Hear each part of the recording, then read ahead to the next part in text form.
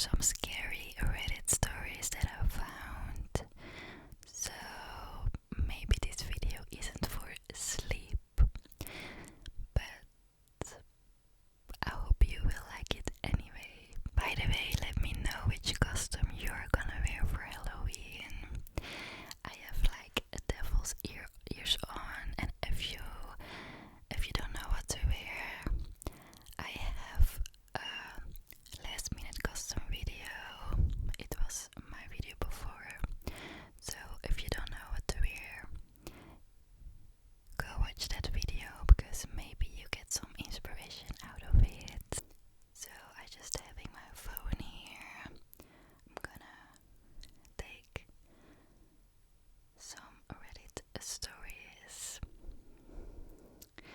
Let me see.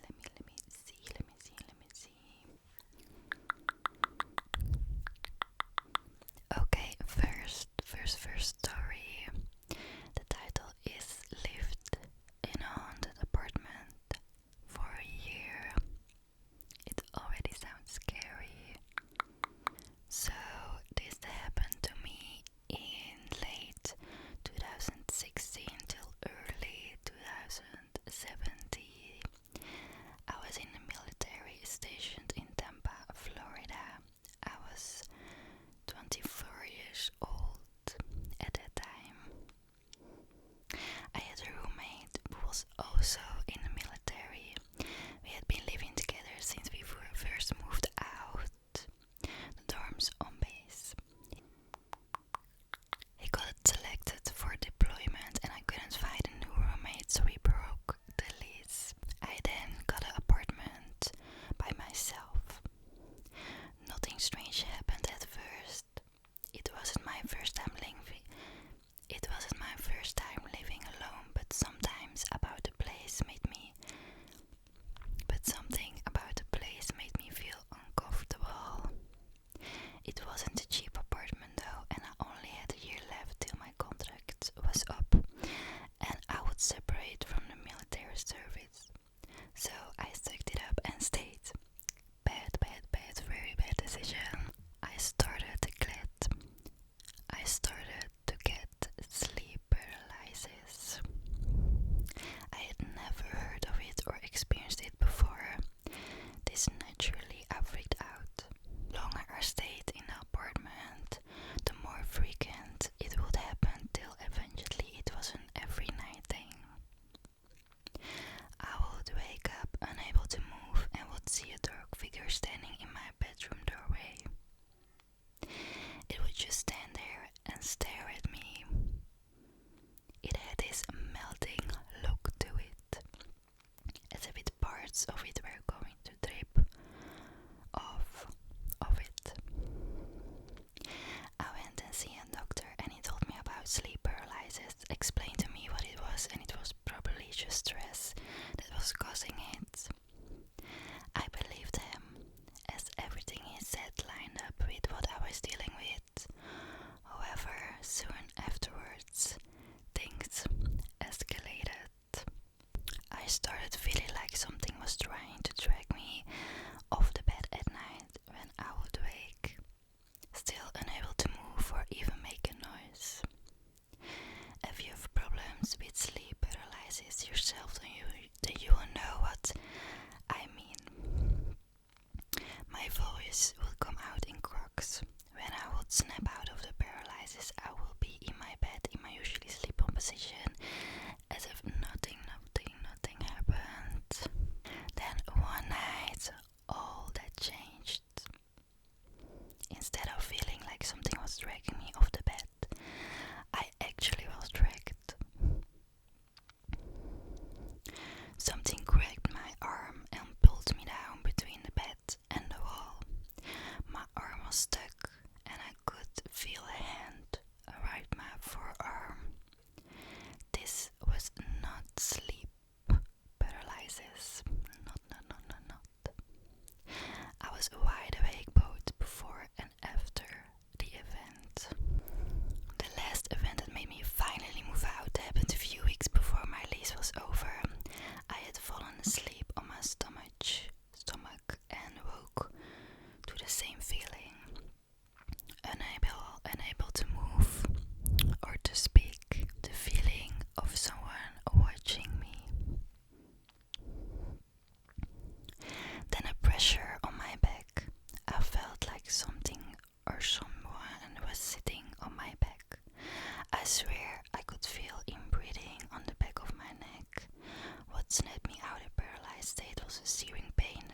across my back.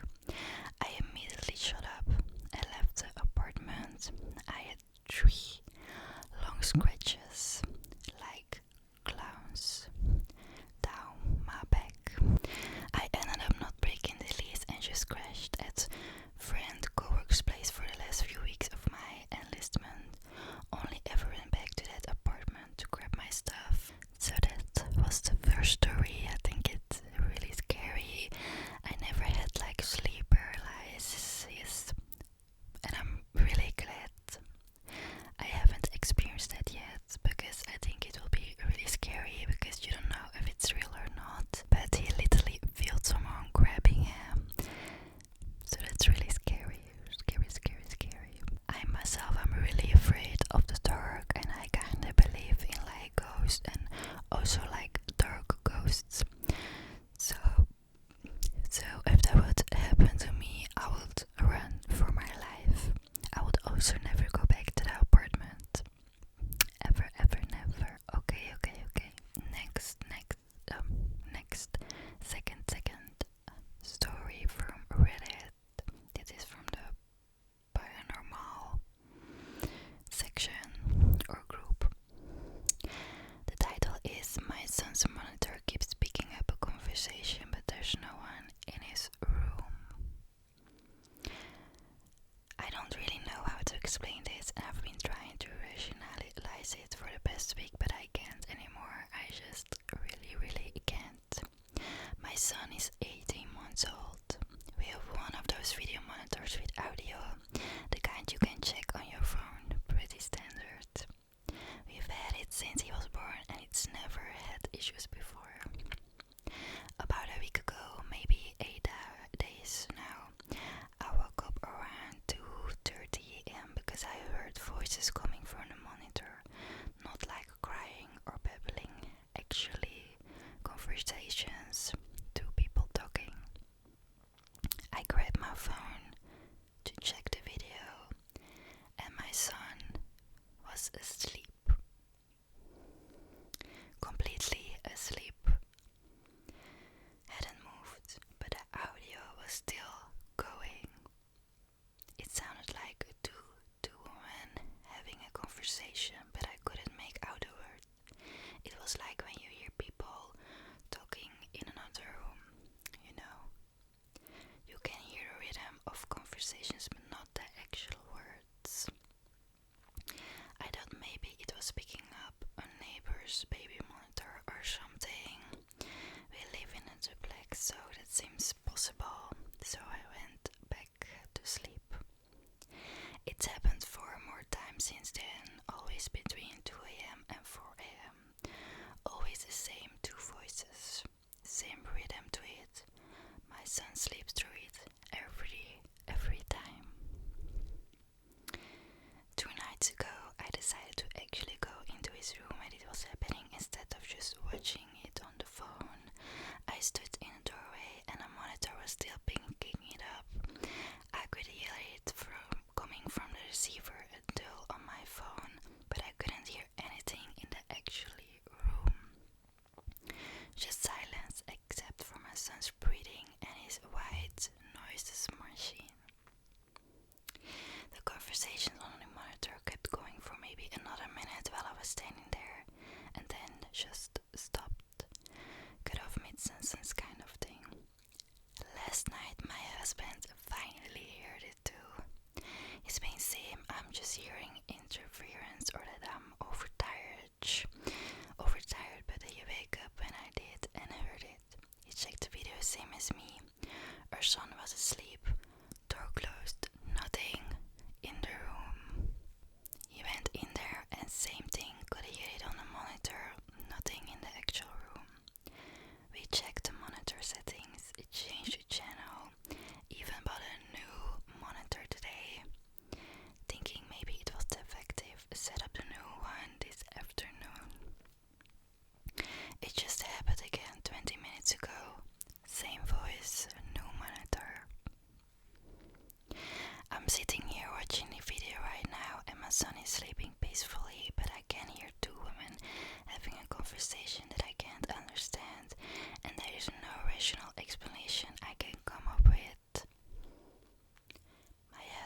is currently taking the new monitor apart to see if there's something wrong with it, but I don't think he's going to find anything. The house was built in the 1920s. We've been here for 2 years, and nothing weird has happened before this. Our son's room used to be a sewing room, according to the previous owner. That's all I know about it. I keep trying to convince myself there's a logical explanation, but I'm running out of options. Interference doesn't explain why it's the same voices at the same time every night. And it doesn't explain why a brand new monitor on a completely different frequency is picking up the exact same thing. I don't want to be that person who immediately jumps to paranormal, but I genuinely don't know what else this could be. Has anyone experienced anything like this? I'm not scared exactly, more confused than anything. I'm not seeing anything threatening that I can make out of it, and my son doesn't seem affected at all. But it's really unsettling to hear people talking in your kid's room when there's no one there. But I know if you have like a kid's monitor, it can pick up other people's voices when they have also a kid's monitor, but she changed the channel and she even bought a new one. So I think it's weird that she keeps hearing the same voices, so I don't think that's normal. Okay. Are you already scared yet, or are you sleepy? Let me know. So next one is in the no sleep group from Reddit, and it has a title: "He was too beautiful to be real." I didn't read this one yet, so I'm hoping it's gonna be scary. Also, my cat is like running around in this room, so I'm really sorry if you can hear her in the background. I met him through my best friend's cousin. His name was Julian, and from the first message he had this easy charm, like someone who always been good at making people feel seen. He told me he was into water sports, that he spent summers wakeboarding and jet skiing at his family's lake house on Lake Erie. I imagined him sun-kissed and laughing, the kind of guy who could pull off both a wetsuit and a dinner jacket. He came from money but didn't flaunt it, just little things, mentioning the private dock, the vintage sailboat, the fact that he'd been desperately searching for someone real before we started talking. I was busy with work and school, stretched thin and emotionally threadbare, but he seemed grounded, maybe even lonely too. I figured I had nothing to lose. We talked every day. He asked thoughtful questions, remembered the small details, and made me laugh when I didn't think I could. He said he wanted to meet soon, maybe halfway between our cities. I started to picture us together, maybe even on that lake. Then he ghosted me. 8 days, no explanation, just silence. When he finally messaged me again, he apologized and said he started seeing someone else. I felt foolish, but part of me still wanted closure. So when he suggested we meet anyway, just as friends, I agreed. We met in a quiet lakeside town. He was even more beautiful in person, movie star beautiful. His skin was flawless. His eyes a strange shade of gold green, and his smile, it was mesmerizing.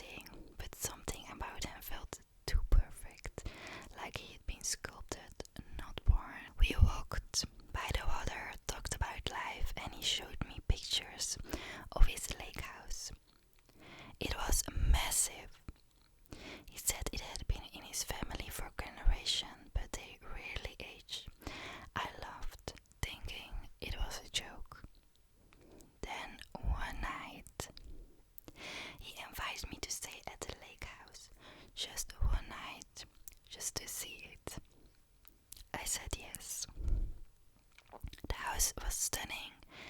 Antique mirrors lined the halls and the air smelled faintly of salt and lavender. But the longer I stayed, the more I noticed things that didn't make sense. The mirrors didn't reflect me quite right. The photos on the walls were all of women, beautiful, smiling, frozen in time. Julian grew quieter, more intense. He watched me like he was memorizing my face. Late at night, I wandered into a locked room he'd forgotten to secure.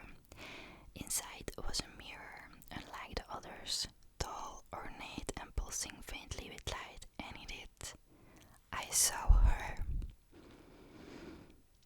A woman, young, radiant, trapped. She mouthed something I couldn't hear. Her eyes pleaded. Behind me, Julian spoke. She was lonely too, like you, like all of them. I turned. His face was different, older, flickering between decades. He stepped closer. I don't take souls, I preserve them. Beauty fades, connection fades, but this lasts. I ran. I don't remember how I got out, only that I didn't stop until I saw headlights on the highway. Weeks later, I tried to look him up. No trace, no social media, no property records, just a single article from 1973 about a missing girl last seen near a lake house on Erie. Sometimes I'll still get messages from him, sweet thoughtful like nothing ever happened. I never reply, but when I pass a mirror, I look twice just in case someone else is looking back. Okay, I think that was a really scary story because I don't like mirrors in the dark. There are a lot of horror movies which involve mirrors, and it made me scared of old mirrors.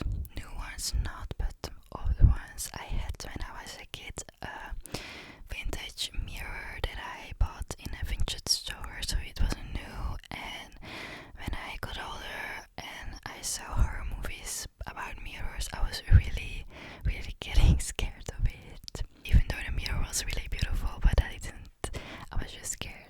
So these were the 3 scary, spooky stories. I'm not a good storytelling, so I'm sorry